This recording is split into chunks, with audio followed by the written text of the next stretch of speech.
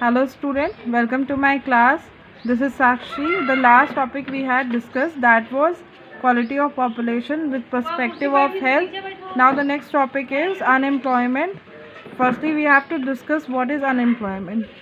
Unemployment is a situation where people are willing to work, people are able to work at the prevailing wage rate but can't find job.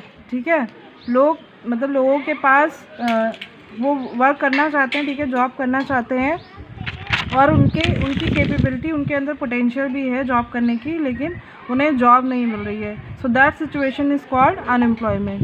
ठीक है, आपकी book में साकाल की family की story दी हुई है. ठीक है, साकाल के छोटे भाई बहन हैं जिनकी एज 15 साल से नीचे है. ठीक है, उनके फादर जो हैं वो फार्मर हैं, एग्रीकल्चर एक्टिविटीज़ में पार्टिसिपेट करते हैं. आई मीन उनका फार्म लैंड है, ठीक है, जहाँ पर वो वर्क करते हैं. साकाल की मदर जो है वो हाउस वाइफ है and she is not ready to work outside. मतलब वो जॉब करना ही नहीं चाहती हैं बाहर. She only looks after the house. ठीक है, तो वो जॉब करना नहीं चाहती हैं और हाउस वाइफ है, तो उस सिचुएशन को भी हम अनएम्प्लॉयमेंट नहीं कहेंगे. ठीक है, साकाल के भाई बहन बहुत छोटे हैं. ठीक है, वो उस वर्किंग एज ग्रुप में नहीं आते. वर्किंग एज ग्रुप जो है वो आपकी 15 to 59 ईयर्स है. ठीक है, 15 साल से लेके 59 साल तक. तो अगर इस एज के नीचे कोई है, उसकी एज बिलो है या फिर एवव है, तो उसे हम वर्किंग पॉपुलेशन नहीं कहेंगे. ठीक है, जैसे अगर साकाल के ग्रैंड पेरेंट्स हैं, उनको मेंशन नहीं है स्टोरी में, अगर वो होते भी तो भी उनकी एज काफ़ी ज़्यादा होती 59 से, तो वो भी वर्किंग एज में नहीं आएंगे, तो उन्हें भी हम अनएम्प्लॉयड नहीं कहेंगे. ठीक है, Sakal is already doing job. ठीक है, Sakal is already doing job. So Sakal को हम अनएम्प्लॉयड नहीं कह सकते. He is employed in a good reputed MNC office. ठीक है, तो हम कह सकते हैं कि साकाल की फैमिली में कोई भी अनएम्प्लॉयड नहीं है. ठीक है, now the question is what is seasonal and disguised unemployment.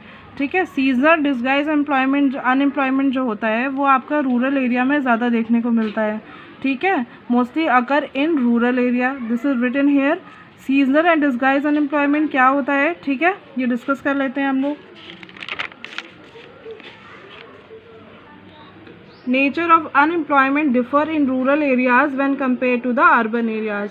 ठीक है, जो नेचर होता है अनएम्प्लॉयमेंट का वो रूरल एरियाज़ में डिफरेंट होता है और अर्बन एरियाज़ में डिफरेंट होता है. रूरल एरियाज़ में सीजनल और डिस्गाइज अनएम्प्लॉयमेंट होता है. सीजनल अनएम्प्लॉयमेंट क्या होता है, it happens when people are not able to find jobs during some months of the year. ठीक है, it exist in agriculture sector. मैंने एग्जांपल लिख दिया. जैसे मान लीजिए कि कुछ क्रॉप्स का सीज़न आता है, तो उस समय वहाँ पर जितने भी लैंडलेस लेबरर्स हैं उनको वर्क मिल जाता है. लेकिन जब वो सीज़न ऑफ हो जाता है, मतलब सीज़न ख़त्म हो जाता है, तो कुछ महीनों के लिए वो अनएम्प्लॉयड हो जाते हैं. तो this is called seasonal unemployment.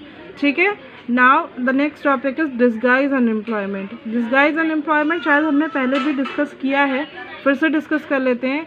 In this case people appear to be employed. ठीक है, this is disguise employment, also called hidden unemployment और अंडर एम्प्लॉयमेंट. ठीक है, people appear to be employed. ऐसा लगता है कि दिखता है कि लोग एम्प्लॉयड हैं, but actually they are under employed. ठीक है, they are not working to their full potential. जितनी उनकी पोटेंशियल है, जितना उनके अंदर काम करने की क्षमता है, वो उससे कहीं कम क्षमता पे काम कर रहे होते हैं. They don't work to their full capacity. It usually happens among family members engage in the agriculture activity. ये हमने पहले भी डिस्कस किया कि मान लीजिए एक फैमिली में फार्म पे काम करने वाले, मतलब लैंड पे काम करने वाले 4 लोग हैं. ठीक है, लेकिन जो वर्क है वहाँ पर वो 2 लोग भी आराम से कर सकते हैं. अगर करें तो वो फुल्ली 2 लोग भी उस काम को कर सकते हैं. तो हम कह सकते हैं कि जो 2 लोग एक्स्ट्रा उसमें इन्वॉल्व हैं वो अंडर एम्प्लॉयड है. They are not working to their full potential और कैपेसिटी.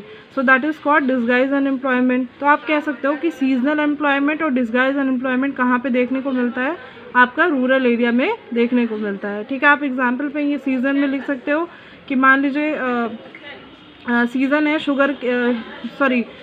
सीज़न है पल्सेस की क्रॉपिंग करने का. ठीक है, तो जब पल्सेस की क्रॉपिंग हो जाएगी, ठीक है, उसको हम उस क्रॉप को काट भी लेंगे तो उसके बाद क्या होगा, अगर दूसरा क्रॉप्स की वहाँ पे खेती नहीं होगी तो वो वर्कर जो है या फार्मर है वो क्या होंगे, वो अनएम्प्लॉयड हो जाएंगे। ठीक है, तो आइए आप एग्जांपल दे सकते हो, डिस्गाइज में भी आप एग्रीकल्चर का एग्जांपल दे सकते हो। ठीक है,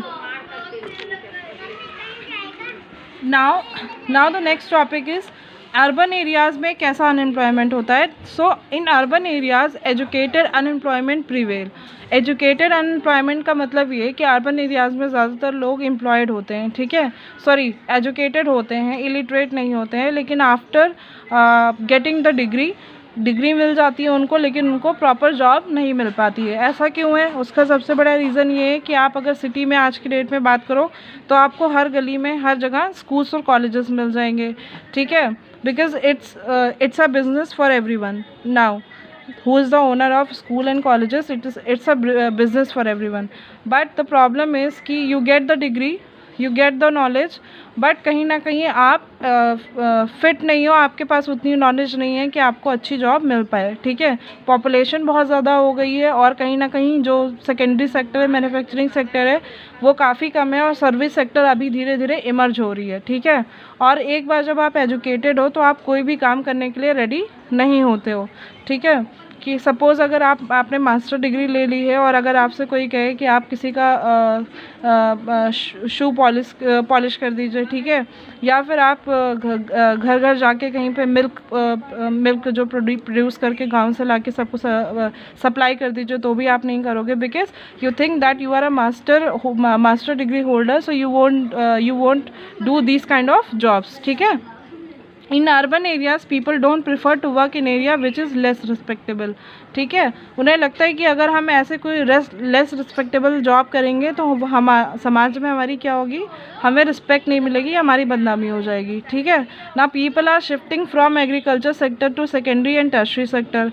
अभी अगर हम प्रेजेंट टाइम की बात करें तो धीरे धीरे क्या हो रहा है कि लोग एग्रीकल्चर सेक्टर से शिफ्ट होकर सेकेंडरी सेक्टर और टर्शरी सेक्टर में जा रहे हैं because of disguise unemployment in agriculture sector. ठीक है, तो सेकेंडरी सेक्टर अभी धीरे धीरे we have to go along, we have to go afar. अभी हमको बहुत दूर तक मेहनत करनी है। सेकेंडरी सेक्टर में बहुत ज़्यादा चांसेस है ग्रो करने के, उन्हें ग्रो करना है, डेवलप करना है, और टर्शरी सेक्टर में भी न्यू सर्विसेज इवॉल्व हो रही हैं धीरे धीरे। ठीक है, तो because of disguise employment in agriculture sector, यही रीज़न है कि लोग टर्शरी सेक्टर और सेकेंडरी सेक्टर में मूव हो रहे हैं। ठीक है, इतना आपको समझ में आया होगा। अगर आपको कोई डाउट हो रहा है, ठीक है, कोई प्रॉब्लम हो रही तो आप कमेंट सेक्शन में मुझसे पूछ सकते हैं। Now the next topic is problem of unemployment. Unemployment leads to wastage of man power resources. ठीक है, अनएम्प्लॉयमेंट से क्या होता है, वेस्टेज होता है मैन पावर रिसोर्सेज का। जो मैन पावर है, मतलब जैसे हम लोग हैं, हम मैन पावर ही, हमारे अंदर क्या है, हम एक तरीके से रिसोर्स हैं। ठीक है, तो उसका वेस्टेज होता है। क्यों होता है? अगर कोई डिस्गाइज अनएम्प्लॉयड है, मतलब अंडर एम्प्लॉयड है, तो उसकी फुल्ली पोटेंशियल, मतलब उसका फुल पोटेंशियल यूज़ नहीं हो रहा है, तो वो वेस्ट ही जा रहा है। ठीक है, तो इस तरीके से क्या हो रहा है, वेस्टेज हो रहा है मैन पावर का। ठीक है, asset for the economy turns into a liability. जो एसेट हैं लोग, मैन पावर जो एसेट हो सकती है इकोनॉमी के लिए, वो किस में चेंज हो जा रही है, turn into liability. It implies a great social waste, जिसकी वजह से क्या हो रहा है, तो एक इकोनॉमिक वेस्ट तो हो ही रहा है और सोशल वेस्ट भी हो रहा है।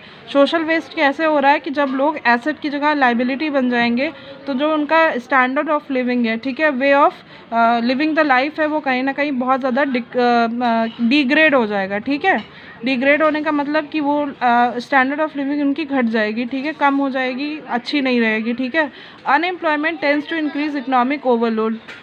अनएम्प्लॉयमेंट अगर होगा तो इकोनॉमिक ओवरलोड बढ़ेगा, क्योंकि जब लोग अनएम्प्लॉयड होंगे तो पॉपुलेशन ज़्यादा होगी, लोग अनएम्प्लॉयड होंगे तो वो इकोनॉमी में कंट्रीब्यूट नहीं कर पाएंगे, इनकम जनरेट नहीं कर पाएंगे, और वो एक तरीके से ओवरलोड हो जाएंगे इकोनॉमी पे। ठीक है, हमारी कंट्री की इकोनॉमी पे।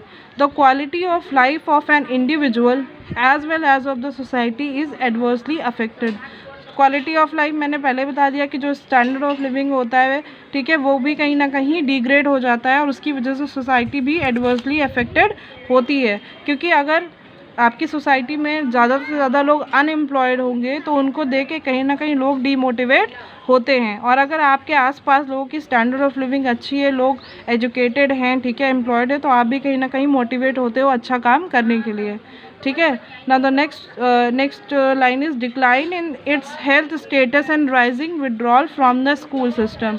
क्या होता है कि अनएजुकेटेड होने के बाद लोगों के पास जब जॉब नहीं होती है, अगर जॉब नहीं है, अनएम्प्लॉयड है, तो हेल्थ भी कहीं ना कहीं डिक्लाइन होनी शुरू हो जाती है। क्योंकि अगर आपके पास पैसे नहीं हैं तो आप क्या कहो, आप सोचोगे कि डॉक्टर के यहाँ जाएंगे तो हमारी फ़ीस चली जाएगी, मेडिसिन में पैसे जाएंगे, तो आप उस चीज़ को इग्नोर करना शुरू कर देते हो, जिसकी वजह से क्या होता है, आपकी हेल्थ कहीं ना कहीं कॉम्प्रोमाइज़ होने लगती है आपकी और ख़राब होने लगती है।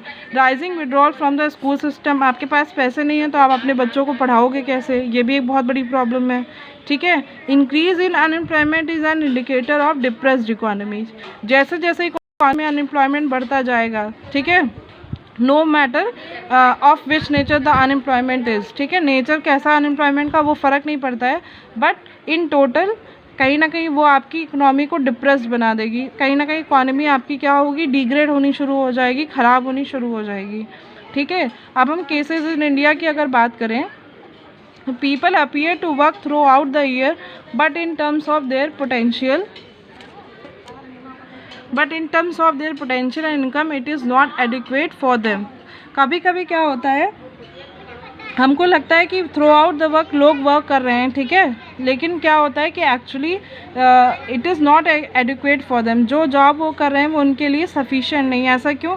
कभी कभी ऐसा होता है कि सपोज़ किसी के पास मास्टर डिग्री है, ठीक है, बीटेक किया हुआ है कोई, ठीक है, अगर बीटेक किया हुआ है और उसको जॉब नहीं मिल रही है तो सम टाइम ही और शी थिंक्स कि हमें जो जॉब मिल रही है वो हम जॉब कर लेते हैं, ठीक है, चाहे वो उसमें उसको कम इनकम ही मिल रही हो, लेकिन कुछ something is better than nothing, ऐसा लोगों का सोचना होता है। तो उस केस में क्या होता है, आप सालों साल एम्प्लॉयड तो होते हो लेकिन आप अच्छी इनकम आपकी नहीं होती है। आप सिर्फ सब्सिस्टेंस के लिए अपनी इनकम जनरेट कर पाते हो। सब्सिस्टेंस का मतलब कि सर्वाइव करने के लिए आप थोड़ा बहुत पैसा कमा लेते हो। उस केस में भी क्या है कि आप अपनी फुल पोटेंशियल यूज़ नहीं कर रहे हो और आप कहीं ना कहीं अनएम्प्लॉयमेंट, अंडर एम्प्लॉयड ही हो, ठीक है। Disguise unemployment in the agriculture sector, disguise employment भी एक प्रॉब्लम है एग्रीकल्चर सेक्टर में। प्रॉब्लम क्यों है? क्योंकि जाहिर सी बात है, लोगों को लग रहा है कि वो वर्क कर रहे हैं, खेतों में वर्क कर रहे हैं, ठीक है, लैंड पे काम कर रहे हैं, लेकिन actually they are under employed, this is called hidden unemployment, ठीक है। Now employment scenario in 3 sectors of the economy. Employment scenario क्या है तीनों सेक्टर में, ये हम पहले भी डिस्कस कर चुके हैं, अभी भी कर लेते हैं कि अगर आप आज से 60-70 साल के पहले का टाइम पीरियड देखोगे तो उस समय ज़्यादा से ज़्यादा लोग लगभग 75% लोग किस में इन्वॉल्व थे, एग्रीकल्चर सेक्टर में इन्वॉल्व थे, ठीक है। मैन्युफैक्चरिंग सेक्टर, सेकेंडरी सेक्टर जिसको हम बोलते हैं वो, और टर्शरी सेक्टर उतना ज़्यादा इवॉल्व नहीं हुआ था, ठीक है। But nowadays people are shifting from agriculture sector to the secondary sector and tertiary sector because of disguise unemployment in agriculture sector, ठीक है। इसी वजह से लोग शिफ्ट हो रहे हैं मैन्युफैक्चरिंग सेक्टर और सर्विस सेक्टर पे। और कहीं ना कहीं सर्विस सेक्टर जो है, क्योंकि वो सपोर्ट प्रोवाइड करती है एग्रीकल्चर प्राइमरी सेक्टर को, सेकेंडरी सेक्टर को, तो वो भी उसमें भी काफ़ी चीज़ें, नई चीज़ें इन्वॉल्व हो रही हैं और लोग उसमें क्या हो रहे हैं, एम्प्लॉयड हो रहे हैं, ठीक है। तो एम्प्लॉयमेंट जनरेट हो रहा है but not at the same rate if we compare the rate of the increasing of the population of our country. जिस रेट से हमारी पॉपुलेशन बढ़ रही है उस रेट से एम्प्लॉयमेंट क्रिएट नहीं हो पा रही है, ठीक है। तो कहीं ना कहीं इकॉनमी में जो गैप है उसको फुलफ़िल करने की भी ज़रूरत है, ठीक है। आई होप इतना आपको समझ में आया होगा। अब आपका नेक्स्ट टॉपिक जो होगा that will be a concluding story, उसके बाद आपका ये चैप्टर ख़त्म हो जाएगा, ठीक है। तो कंक्लूडिंग स्टोरी हम नेक्स्ट वीडियो में डिस्कस करेंगे। अगर आपका कुछ क्वेरी है, कोई क्वेश्चन है तो आप कमेंट सेक्शन में मुझसे पूछ सकते हो। थैंक यू सो मच, मिलते हैं नेक्स्ट वीडियो में, बाय बाय।